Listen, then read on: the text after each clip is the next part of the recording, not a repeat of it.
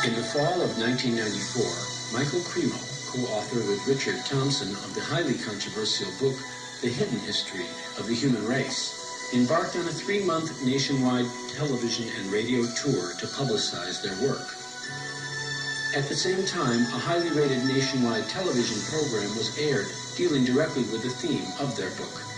In the last 150 years, a mass of scientific evidence proving that people like ourselves existed millions of years ago has been systematically suppressed by the scientific establishment.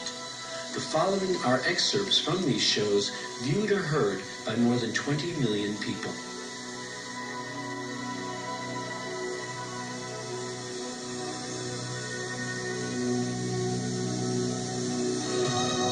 Why would thousands of artifacts be ignored by mainstream archaeology?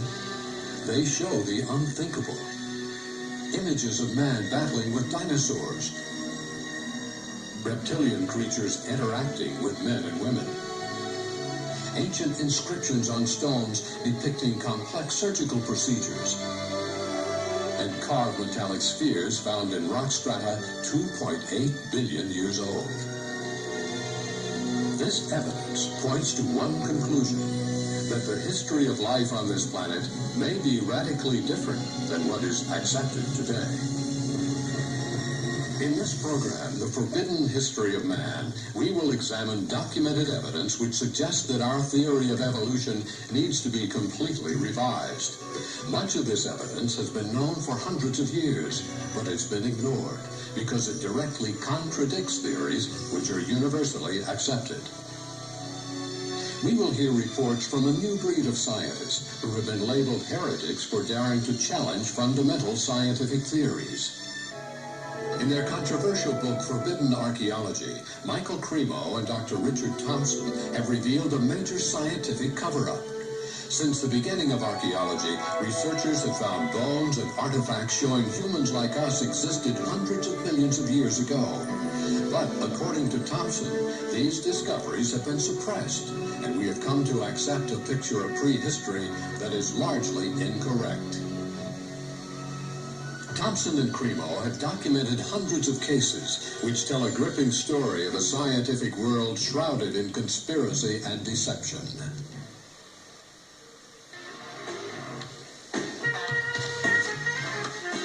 Again, welcome back to 43 Focus, and please welcome Michael Cremo, who's the co-author of this book, The Hidden History of the Human Race. Nice to see you, Michael. Good to be here, Gary. This, I believe, calls into question Darwinian's theory of evolution. Is that correct? Yes, Gary. Essentially, that theory says that human beings like us have been around for about 100,000 years. And before that, you would have had only ape-man-like creatures. Before that, apes and monkeys.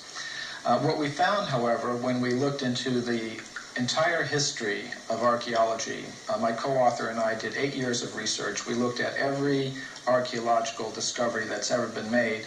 And what we found is that there are hundreds of such discoveries that indicate human beings like ourselves have been around for literally millions of years. What's been the reception to this book?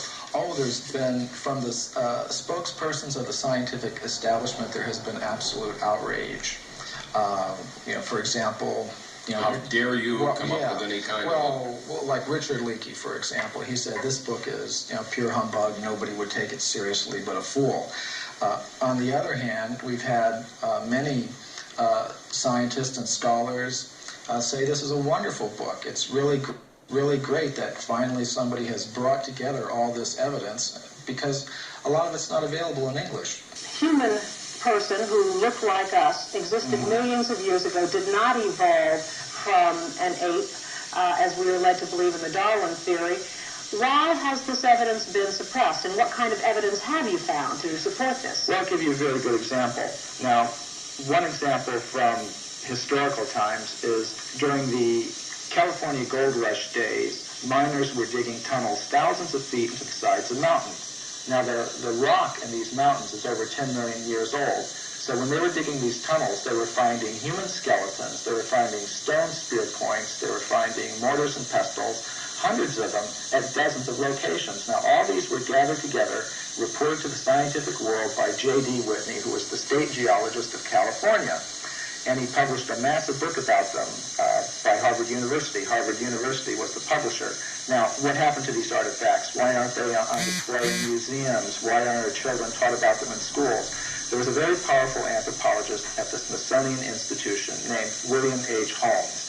And he said to Whitney, you, Dr. Whitney, if you had understood the theory of human evolution as we understand it today, you would have hesitated to announce your conclusion, namely that human beings existed millions of years ago, despite the imposing array of facts with which you were confronted. In other words, simply because the facts didn't fit the theory, the facts had to go, and so did Professor Whitney.